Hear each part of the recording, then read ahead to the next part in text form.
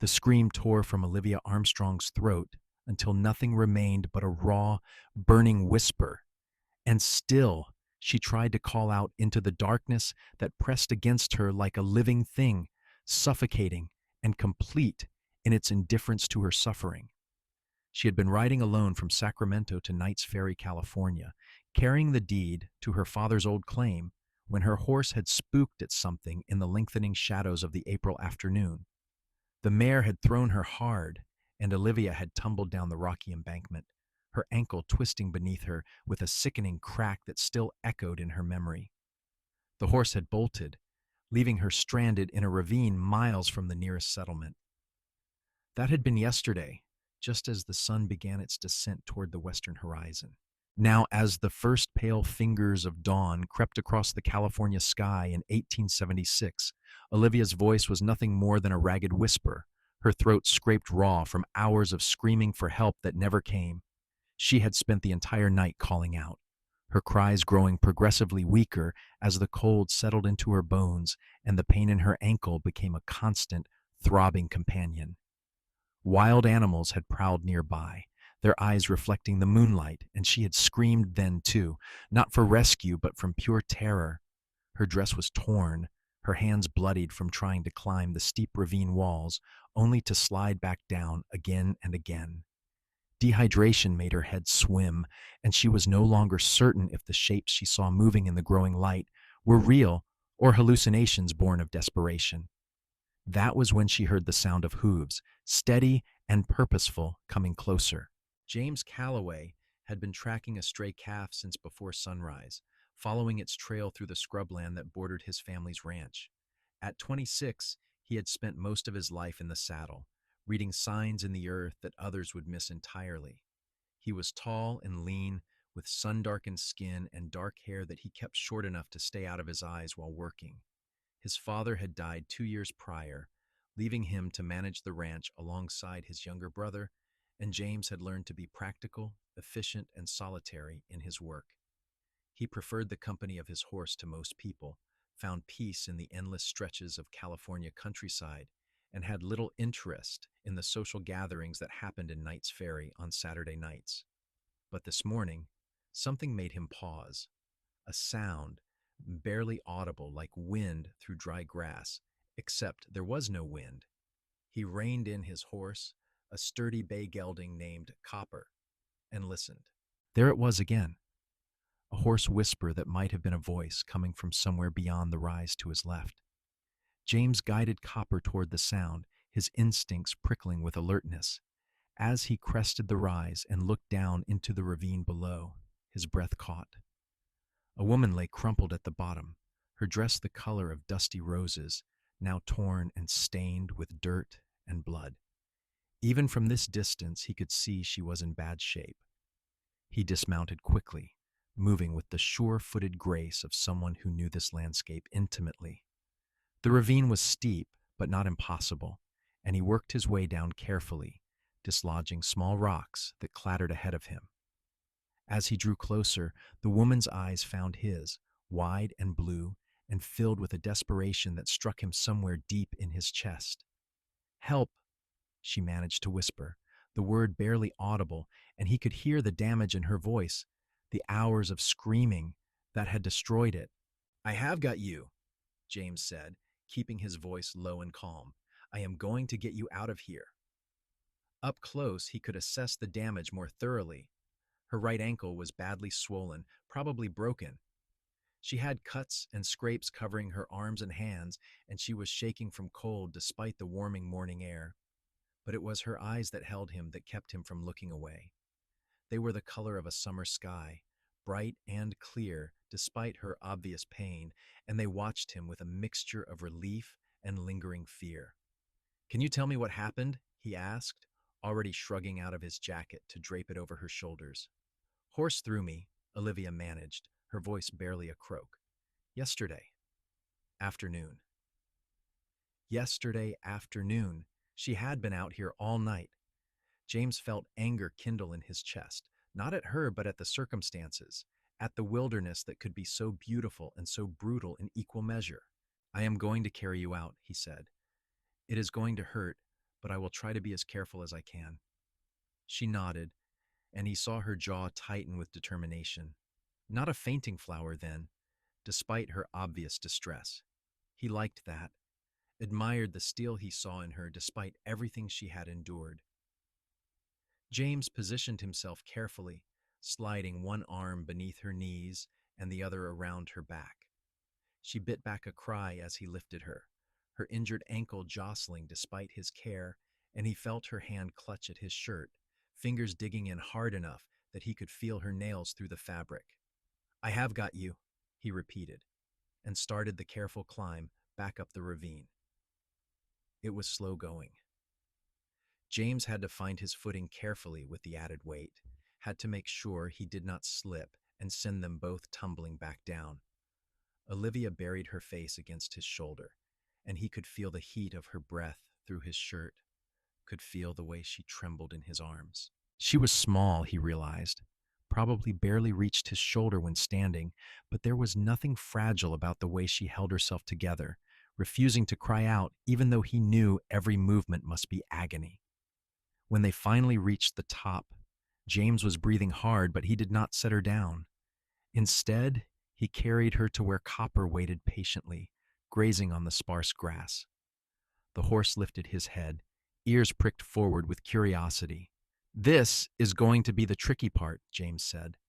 "I need to get you up into the saddle." "I can try," Olivia whispered, though her voice was nearly gone. Between the two of them, they managed it, though it required James essentially lifting her into place while she used her good leg to help. She swayed dangerously once she was up, and James mounted quickly behind her, wrapping one arm around her waist to keep her steady. "Lean back against me," he instructed. "I will not let you fall." She hesitated for only a moment before complying, her back pressing against his chest. James tried to ignore the way his heart kicked up at the contact, the way she fit against him as though she belonged there. This was a rescue, nothing more. She was hurt and vulnerable, and he was simply doing what any decent person would do. He turned Copper toward his ranch rather than toward town. It was closer, and she needed water, needed that ankle looked at, needed rest. Knight's Ferry was a good 3 hours away at a careful pace, and he did not think she would make it that far, without proper care first. The ride back was quiet, except for the steady rhythm of Copper's hooves and the occasional soft sound of pain that escaped Olivia despite her best efforts. James kept one arm firm around her waist, the other hand holding the reins, and found himself acutely aware of every breath she took, every small movement. She smelled like dust and sweat, and something sweeter underneath, something that might have been lavender or rosewater, now almost lost under the evidence of her ordeal. "What is your name?" he asked, partly to distract her, partly because he genuinely wanted to know. "Olivia," she managed. "Olivia Armstrong." "James Calloway. My ranch is just ahead. My mother will help you. She was a nurse during the war." "Thank you," Olivia whispered. "I thought I was going to die out there." "You are safe now," James said, and meant it with every fiber of his being. The Calloway Ranch came into view, a sprawling collection of buildings clustered around a main house that had been built by James's grandfather 30 years prior. It was not fancy, but it was solid and well-maintained, with whitewashed walls and a wide porch that wrapped around 3 sides. Chickens scattered as they rode into the yard, and James saw his mother emerge from the house, shading her eyes against the morning sun. Margaret Calloway was in her 50s, with graying brown hair pulled back in a practical bun and sharp eyes that missed nothing. Those eyes widened now as she took in the sight of her son carrying an injured woman. "James, what happened?" "Found her in the East Ravine," James said, already dismounting. "Been out there since yesterday afternoon. Ankle is broken and she needs water. Her voice is gone from calling for help all night." Margaret was already moving, taking charge with the efficiency of someone who had dealt with injuries and emergencies many times before. "Bring her inside. We will put her in the guest room." "Samuel," she called, and James's younger brother appeared from the barn, his eyes going wide at the scene. "Get fresh water and clean bandages," Margaret ordered. And bring the medical kit from my room. James carried Olivia into the house, grateful for his mother's calm competence. The guest room was small but comfortable, with a window that looked out over the eastern pastures. He laid Olivia on the bed as gently as he could, and she made a small sound of relief at being horizontal again. Thank you, she whispered again, her eyes finding his. Rest now, James said. My mother will take care of you. He stepped back, giving Margaret room to work, but found himself reluctant to leave entirely. He stood in the doorway, watching as his mother began her assessment, her hands gentle but thorough. Samuel arrived with the supplies, and Margaret sent him for cold water from the well to help with the swelling. The ankle is definitely broken, Margaret announced after a few minutes. But it is a clean break, which is fortunate. I can set it, but it will need to stay immobilized for several weeks. The cuts are superficial, nothing that will not heal on its own. But Miss Armstrong, you are severely dehydrated. You need to drink slowly, small sips. Olivia nodded, accepting the cup that Margaret held to her lips. James watched her throat work as she swallowed, saw the way relief flooded her features at the cool water. Where were you headed? Margaret asked, her hands already beginning to clean the worst of the cuts. Knight's Ferry, Olivia managed, her voice still barely there. My father died 3 months ago. He had a claim there. I was bringing the deed from Sacramento. You were traveling alone? Margaret's tone held no judgment, only concern. I had a guide, but he took sick in Sacramento. I thought I could manage the last stretch on my own. I was foolish. You were unlucky, James said from the doorway. There is a difference. Olivia's eyes found his again, and something passed between them, something he could not quite name, but felt nonetheless. James, go get cleaned up, Margaret said without looking at him. You have dirt all over you from that ravine, and send word to town that we have a guest who will be staying with us for a while. Miss Armstrong cannot travel in this condition.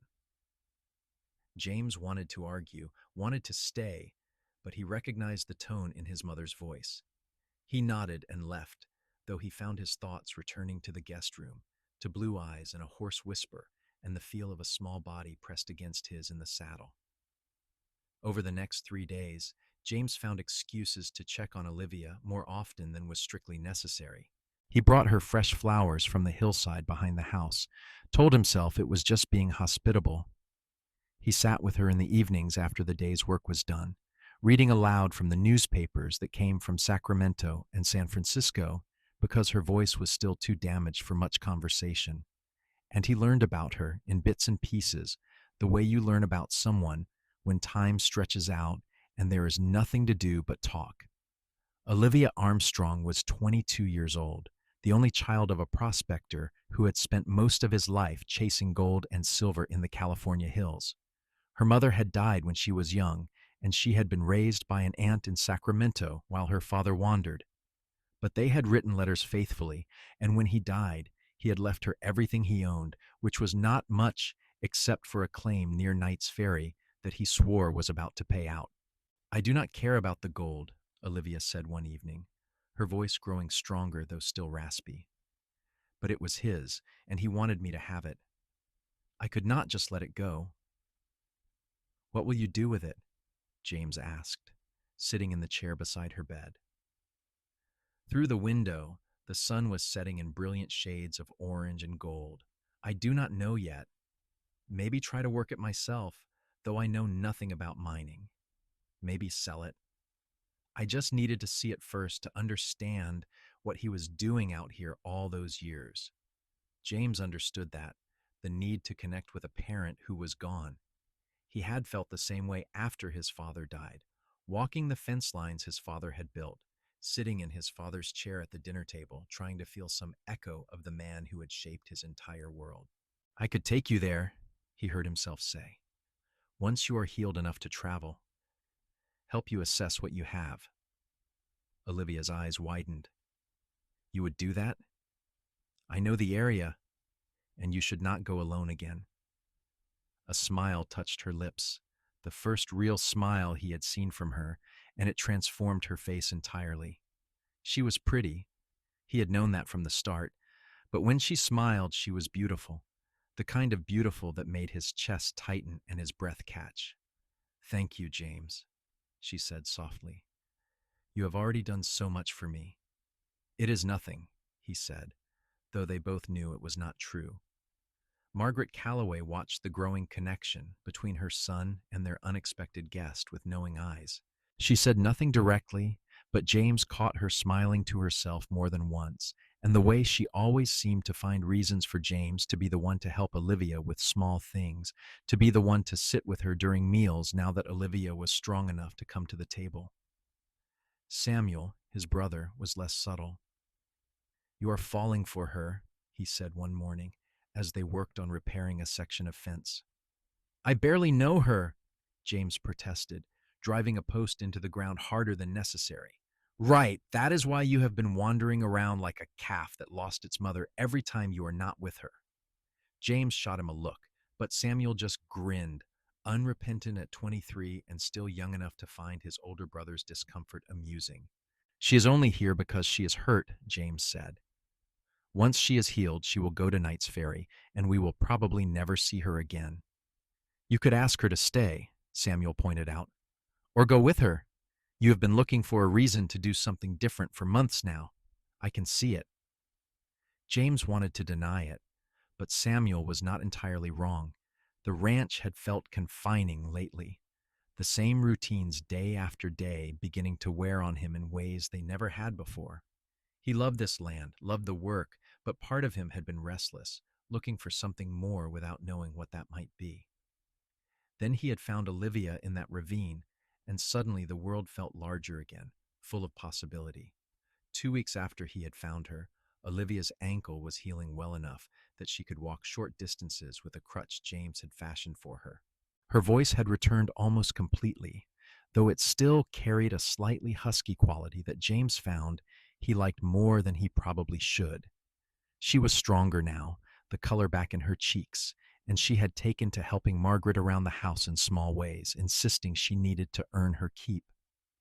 "You are still recovering," Margaret protested, but Olivia was stubborn, and eventually Margaret relented, letting her help with simple tasks like shelling peas or folding laundry. James found Olivia on the porch one evening, watching the sun set over the hills. She turned as he approached, her face soft in the golden light. "Your mother says I can probably travel in another week or two," she said. "If I am careful."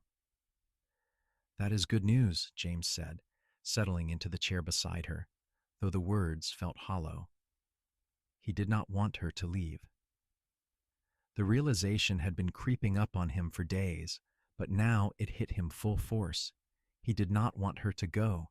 "I have been thinking," Olivia said slowly, "about what I will do when I get to Knight's Ferry, about the claim and everything. And? And I was wondering if your offer still stands, to come with me, to help me figure out what I have." Relief flooded through him. "Of course, I said I would, and I meant it. It might take some time. I do not want to impose on you." "You are not imposing," James said firmly. "I want to help." She looked at him then, really looked at him, and he saw the same awareness in her eyes that he felt building in his own chest. This thing between them, this connection that had formed in the quiet days of her recovery, was real and growing and impossible to ignore. "James," she said softly, and her hand found his where it rested on the arm of his chair. Her fingers were small and warm, and they slipped between his like they had been made to fit there. He turned his hand over, lacing their fingers together properly, and felt his heart hammering against his ribs. "Olivia, I do not know how to thank you for what you have done for me," she said. "For finding me, for bringing me here, for everything." "You do not need to thank me," James said. "I am just glad I found you when I did." "So am I," she whispered, and the way she said it made him think she meant more than just being rescued from the ravine. They sat like that as the sun finished its descent and the first stars began to appear, hands linked, neither of them wanting to be the first to let go. Inside, Margaret was preparing dinner, and Samuel was probably tending the horses, and the ranch was settling into its evening rhythms. But out here on the porch, it felt like time had stopped, like there was nothing in the world except the two of them, and the quiet understanding growing between them. When Margaret called them in for dinner, they rose together, and James kept Olivia's hand in his as they walked inside, steadying her even though she barely needed it anymore. He just wanted the excuse to touch her, to feel that connection maintained a little longer. Over dinner, Samuel grinned at their linked hands but said nothing, and Margaret hummed softly to herself while she served the stew she had made. The house felt warm and full of something James had not realized was missing until Olivia had arrived. Not just her presence, but the way she had changed things had changed him without even trying. That night, lying in bed and staring at the ceiling, James admitted to himself what had been growing clearer each day. He was falling in love with Olivia Armstrong. Maybe he had been falling since the moment he saw her in that ravine, battered and hurting, but still fighting. Maybe it had happened gradually, in all the small moments since, in conversations and shared glances, and the sound of her increasingly strong voice reading to him from her father's letters. The why did not matter as much as the what now, the question of what he was going to do about it. 3 weeks to the day after he had found her, James and Olivia set out for Knight's Ferry. Olivia's ankle was much improved, though Margaret had wrapped it carefully and made them both promise she would not overdo it. Samuel would manage the ranch with help from the hands they employed, and Margaret packed them enough supplies to last a week, as well as several dire warnings about being careful and proper. "I like her," Margaret said to James privately before they left. "She is strong and smart and kind. Do not let her get away." James hugged his mother, grateful for her blessing, even though she had not said it in so many words. "I will do my best." The ride to Knight's Ferry took most of the day at the easy pace they maintained for Olivia's sake. She rode her own horse this time, a gentle mare Margaret had insisted she take, and James stayed close on Copper, ready to help if she needed it.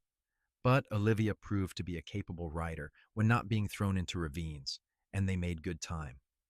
Knight's Ferry was a small town that had sprung up along the Stanislaus River, serving the miners and ranchers who worked the surrounding area.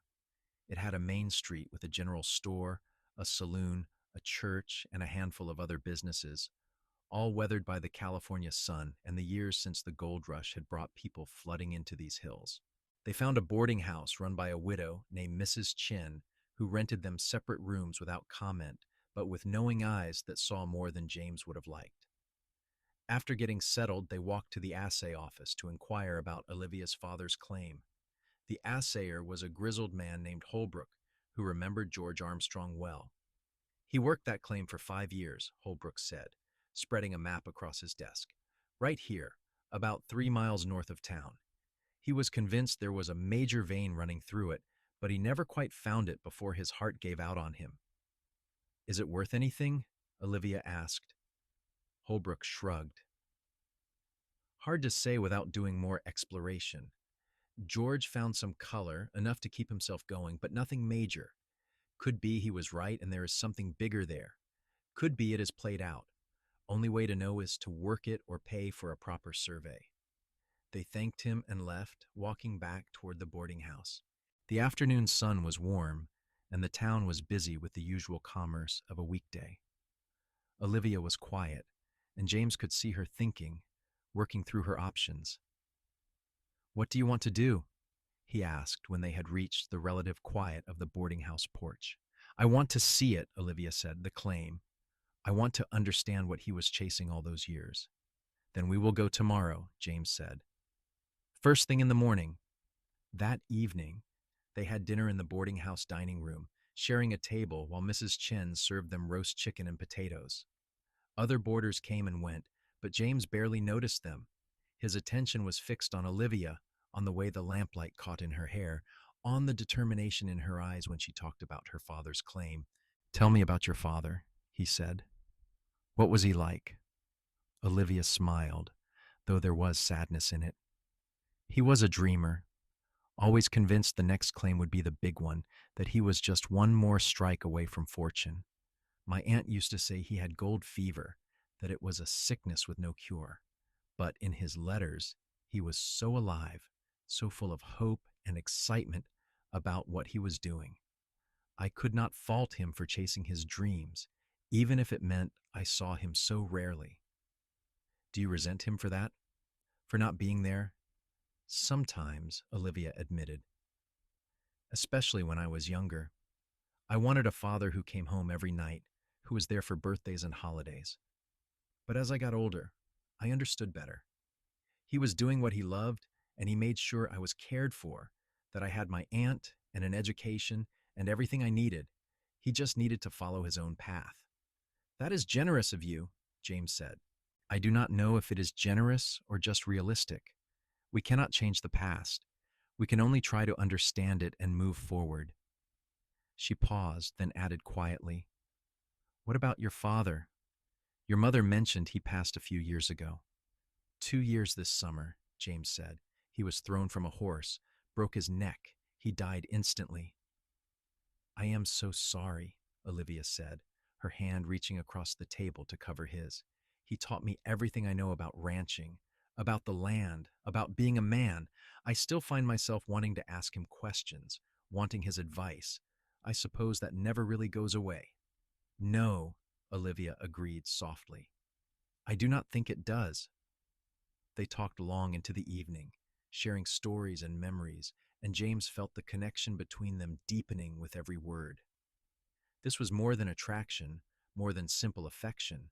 This was understanding, the recognition of kindred spirits who had both lost parents and were both trying to find their way forward.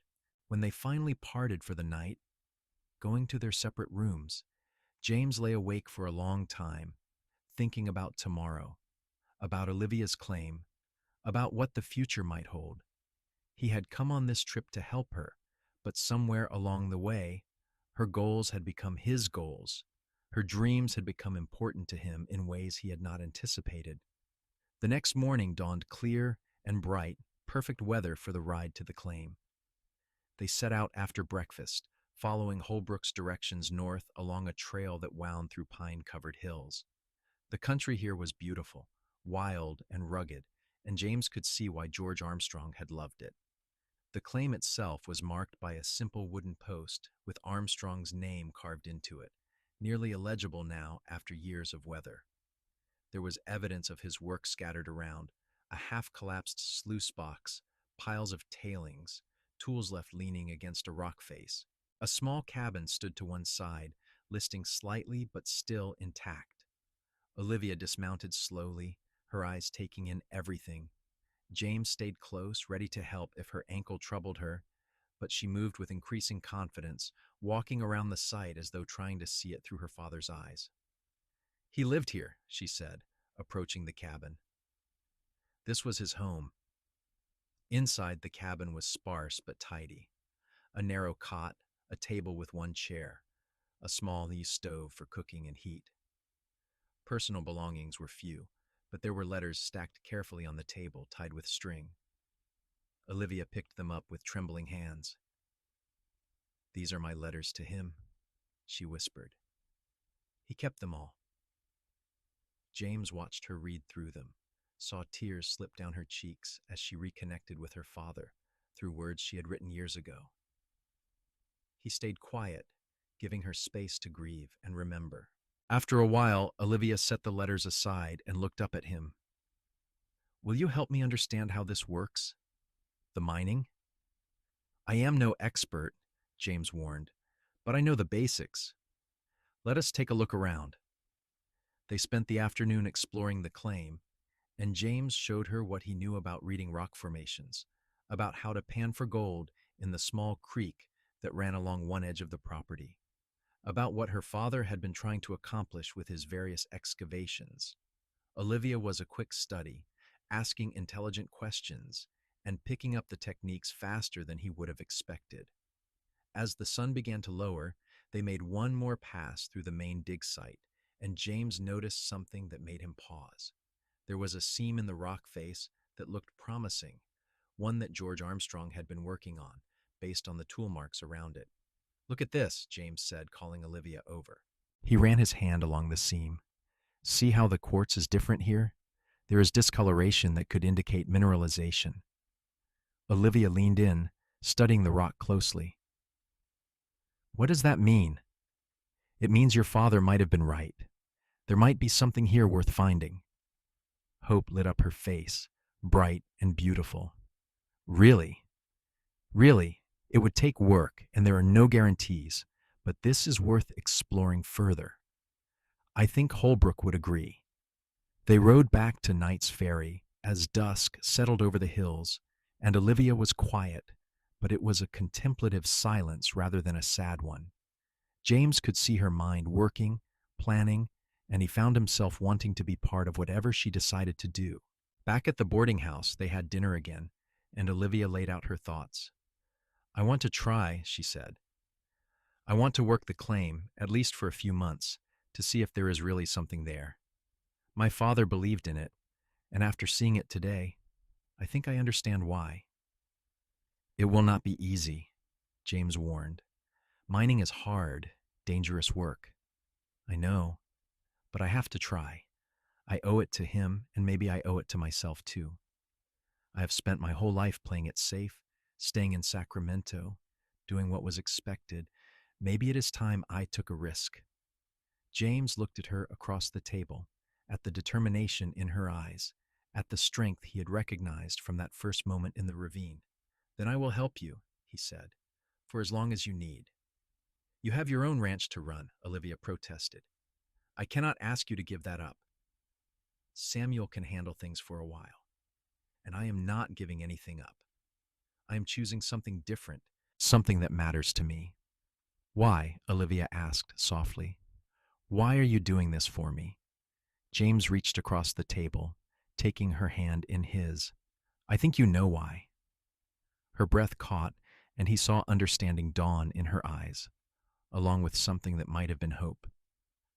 James, I am falling in love with you, Olivia, he said, the words coming easier than he had expected. Maybe I have been since I found you. I know it is fast, and I know we are still learning about each other, but I cannot deny what I feel. And I do not want to walk away from this, from you, just because it is complicated or uncertain. Tears welled in her eyes, but she was smiling. I am falling in love with you too, she whispered. I did not think I would ever feel this way about someone, but you make me feel safe and brave at the same time. You make me want to take risks and dream big and believe in possibilities. James stood, drawing her up with him, and then she was in his arms, her face tilted up toward his. He kissed her there in the dining room of the boarding house, with Mrs. Chen watching from the kitchen doorway and probably grinning like a fool, but he did not care. All that mattered was Olivia, the way she kissed him back with equal passion, the way her hands clutched at his shoulders like she was afraid he might disappear. When they finally broke apart, both breathing hard, James rested his forehead against hers. We will make this work, he promised. Whatever happens with the claim, whatever challenges we face, we will figure it out together. Together, Olivia repeated, and the words sounded like a vow. Over the next several weeks, they fell into a new routine. James wrote to his mother and Samuel, explaining the situation and asking if they could manage without him for a while longer.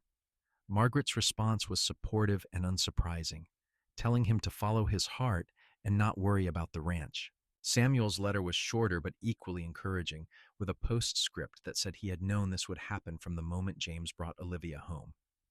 They moved into George Armstrong's cabin, making repairs and improvements to make it more livable. James fixed the roof and reinforced the walls while Olivia cleaned and organized, turning the simple structure into a real home. They bought supplies in Knight's Ferry, including better mining equipment, and began working the claim in earnest. The work was hard, harder than anything Olivia had done before, but she threw herself into it with characteristic determination.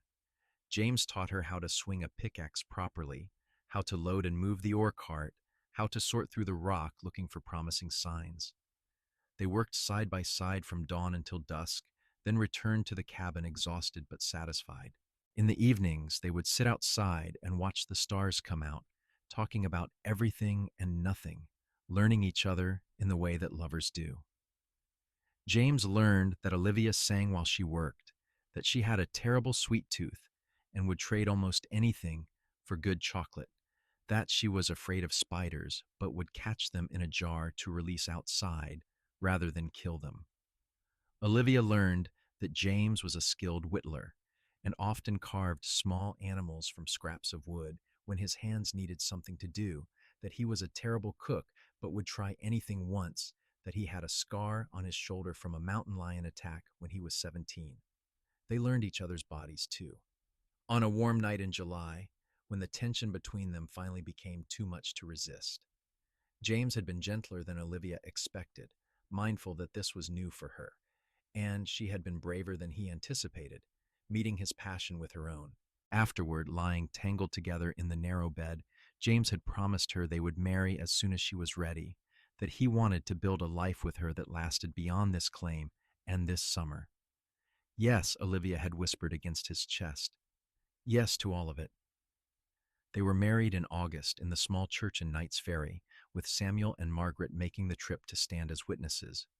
It was a simple ceremony, but Olivia wore a dress Margaret had helped her sew from fabric they bought at the general store, and James wore his best shirt and actually combed his hair, and they pledged themselves to each other with voices that shook with emotion. The reception was held at the boarding house, with Mrs. Chen cooking a feast and half the town showing up to celebrate.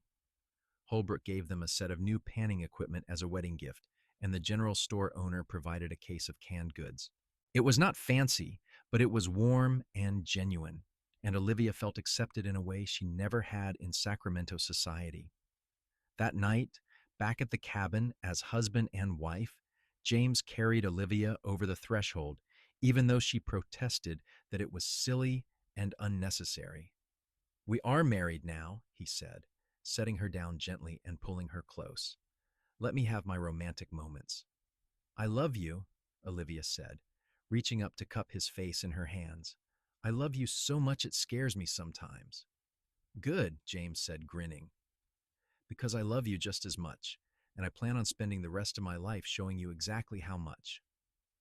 They spent their wedding night wrapped in each other, and if the cabin was small and rustic and far from luxurious, neither of them noticed or cared.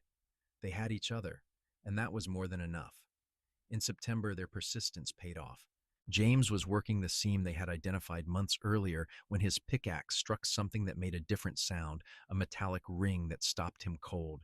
He carefully widened the opening, and there, running through the quartz like a ribbon of possibility, was gold.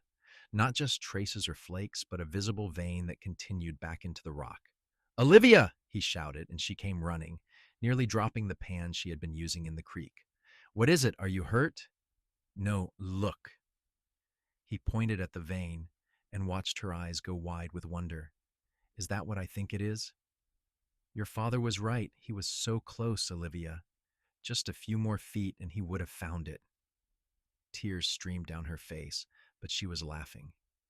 He knew. Somehow he knew it was here.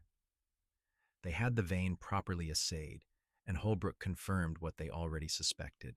It was a significant find, not enough to make them wealthy beyond measure, but more than enough to provide security and comfort for years to come. George Armstrong's dream had been real after all, and his daughter had been the one to finally realize it. With the claim now proven valuable, James and Olivia faced a decision.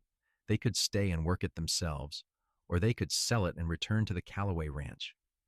They talked about it long into several nights, weighing options and considering what they wanted their future to look like. "I want to go back to your family's ranch," Olivia said finally. "This claim was my father's dream, and I am so glad we found what he was looking for. But ranching is your dream, and I want to be part of that. Besides, I miss your mother and Samuel. They felt more like family in a few weeks than most people I have known my whole life." "Are you sure?" James asked. "We could make a good life here." "I am sure. Let us sell the claim to someone who will work it properly, who has the equipment and knowledge to really extract what is here. We will use the money to expand the ranch, to build the life we both want." So they did. They sold the claim to a mining company out of Sacramento for a price that made both their heads spin, and by October they were back at the Calloway Ranch, greeted with joy by Margaret and Samuel and all the familiar routines James had missed more than he realized. But everything was different now, too. Olivia was part of the family officially, and together she and James set about making improvements to the ranch that had been dreams for years. They bought more land, expanded the herd, hired additional help. They also began construction on a new house, one designed for the family they both hoped to have. The new house was finished by the following spring, and Olivia discovered she was pregnant in May. The baby was born in January of 1878, a son they named George Calloway in honor of Olivia's father. He had his mother's blue eyes and his father's dark hair, and both parents doted on him shamelessly. Margaret was a devoted grandmother, and Samuel an enthusiastic uncle who could often be found teaching young George inappropriate songs and how to make faces that made his mother laugh despite herself.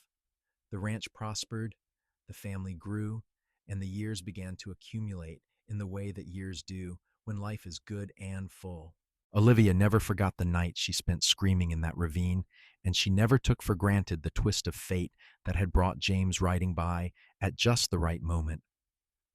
On their 5th wedding anniversary, she gave him a carving she had commissioned from a local artisan, a scene of a cowboy on horseback carrying a woman out of a ravine toward the rising sun. "So we never forget how this started," she said as he unwrapped it, his eyes bright with emotion. "I could never forget," James said, pulling her close. "You are the best thing that ever happened to me, Olivia Calloway."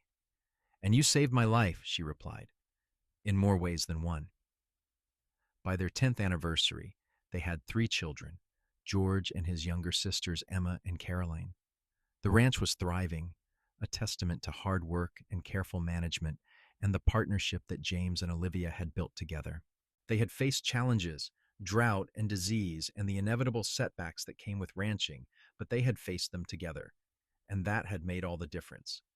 Samuel married in 1883, bringing his own wife to the ranch and eventually adding his own children to the growing Calloway clan.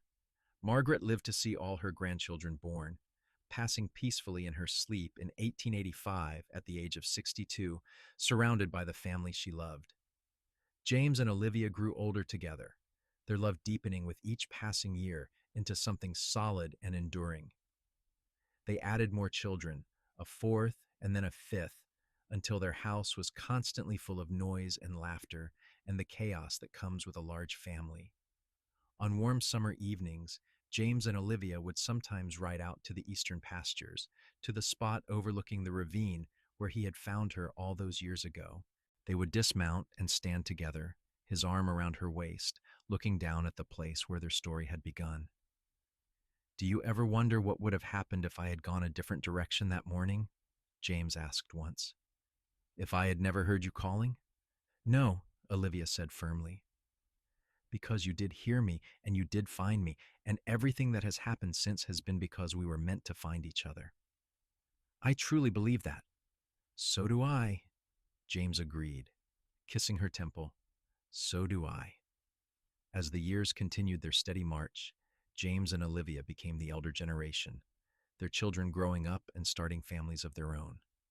George took over more of the ranch management, showing the same dedication his father had. Emma married a lawyer in Knights Ferry and started a school for the local children. Caroline became a skilled horsewoman and helped train the ranch's stock. Through it all, James and Olivia remained each other's constant companion and greatest love. They had weathered storms, both literal and metaphorical, had celebrated triumphs and mourned losses, had built something lasting out of a chance encounter in the California wilderness. On their 30th wedding anniversary, their children and grandchildren gathered at the ranch for a celebration. There was food and music and dancing, and James pulled Olivia out onto the makeshift dance floor they had set up in the yard, holding her close as they swayed to a fiddle tune. 30 years, Olivia marveled, her head resting against his chest. "Can you believe it?" Every day and not at all, James said. You are still that woman I found in the ravine, brave and strong and determined. And you are also so much more than that. You are my wife, the mother of my children, my partner in everything. I love you more now than I did the day we married, and I will love you more tomorrow than I do today.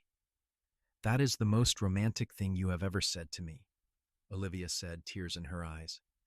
Then I need to work on my romantic declarations, James teased, because I feel it every single day. They danced until the stars came out, surrounded by family and love and the life they had built together from that fateful morning when a cowboy had ridden out to track a stray calf and found something infinitely more precious instead. Years later, when they were both old and gray, sitting on the porch of the house they had built together and watching their great-grandchildren play in the yard, Olivia reached for James's hand. He took it automatically, their fingers lacing together with the ease of decades of practice. Tell me again, she said softly, about the morning you found me. It was a story they had told many times to their children and grandchildren, a family legend that never got old. But James knew she did not want him to tell it to others. She wanted him to tell it to her, just the two of them remembering. I was tracking a calf, he began, his voice warm with memory. Just after dawn, the sun was coming up over the hills, painting everything gold. And then I heard something, barely a whisper, like wind through grass, but it was not wind. It was you. I thought I was going to die, Olivia said. I had given up hope, but you had not given up. You were still calling, still fighting. And when I saw you there, when your eyes met mine, I knew my life had just changed forever. I just did not know how completely. You carried me out, Olivia said, like I weighed nothing at all. You were precious cargo, James replied. The most precious cargo I ever carried. And here we are, Olivia said, looking around at the ranch, at their family, at the life they had created. All because you heard me calling. All because you did not give up, James corrected. You never gave up, not that night in the ravine, not when we were working the claim, not through any of the hard times we have faced. That is who you are, Olivia. That is what I love most about you. She smiled, the same smile that had caught his heart 35 years ago and never let go. We made a good life, did we not? The best life, James agreed. I would not change a single thing. As the sun set over the California hills, painting the sky in shades of orange and pink and gold, James and Olivia sat together in comfortable silence, their hands linked and their hearts full. They had been young once, thrown together by chance and circumstance, but they had chosen each other every day since, and that had made all the difference. Their story had begun with a scream in the darkness and a cowboy riding by at just the right moment. It had continued through love and hardship, through joy and sorrow, through all the ordinary and extraordinary moments that make up a life. And it would end, as all stories do, but not today, and not for many tomorrows yet to come. For now, they had this moment, this sunset, this collection of memories and hopes, and the certain knowledge that they had found something rare and precious in each other. They had found home, not just in a place, but in each other. And that was the greatest treasure of all.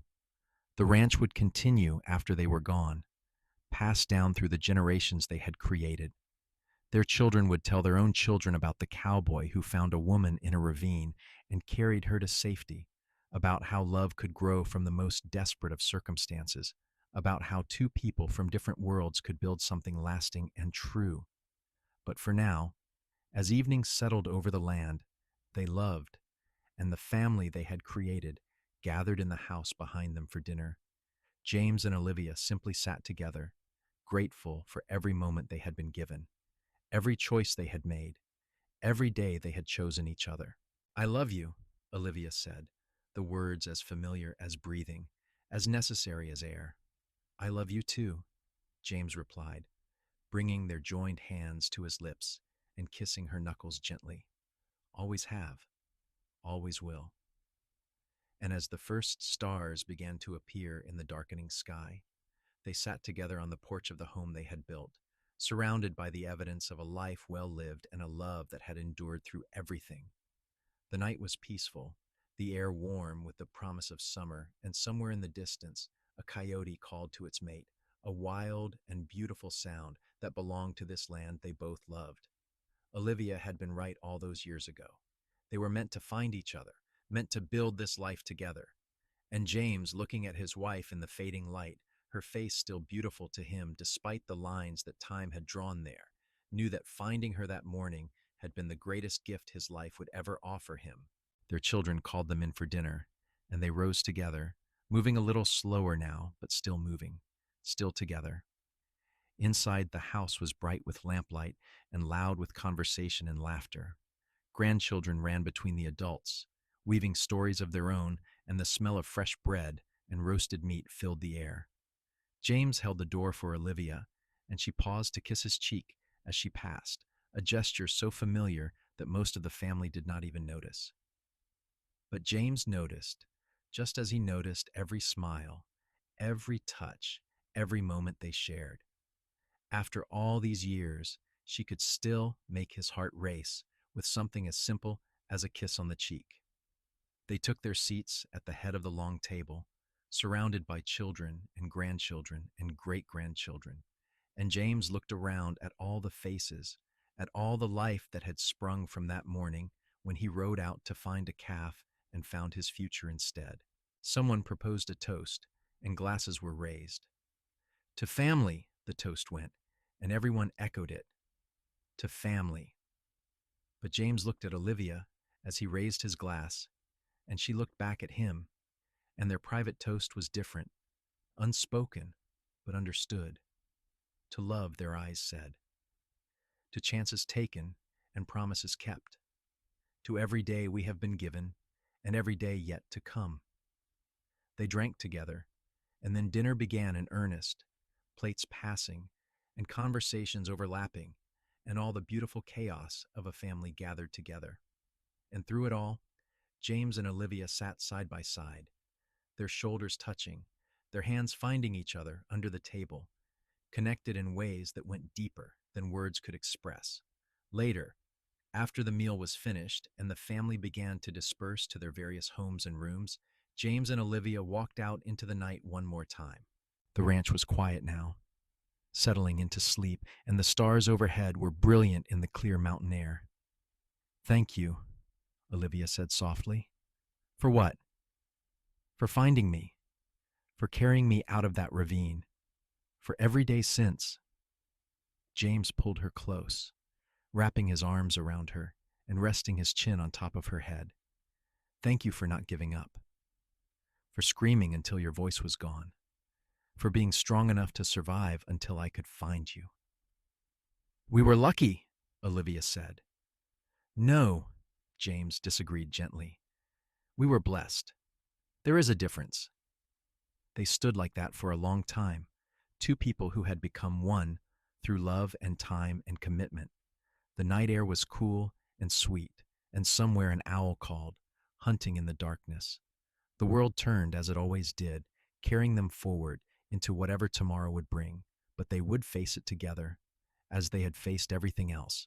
Hand in hand, heart to heart, two souls that had found each other against all odds and had chosen to stay found. And that, in the end, was the truest happy ending of all. Not a perfect life, because no life is perfect, but a full one, a rich one, a life built on love and partnership and the unshakable certainty that they belong together. From a desperate scream in the darkness to a whispered "I love you" in the night, their story had been written in moments both grand and small. And as they walked back to their house together, ready to end another day and begin another tomorrow, they carried with them the knowledge that their love story, begun so dramatically in a ravine at dawn, had become something even more remarkable in its endurance and depth. The door closed behind them, shutting out the night and enclosing them in warmth and light and the comfort of home. And if anyone had been watching, they would have seen the glow of lamplight through the windows, the shadows of two people moving together in perfect synchronization, and they would have known they were witnessing something special, something rare.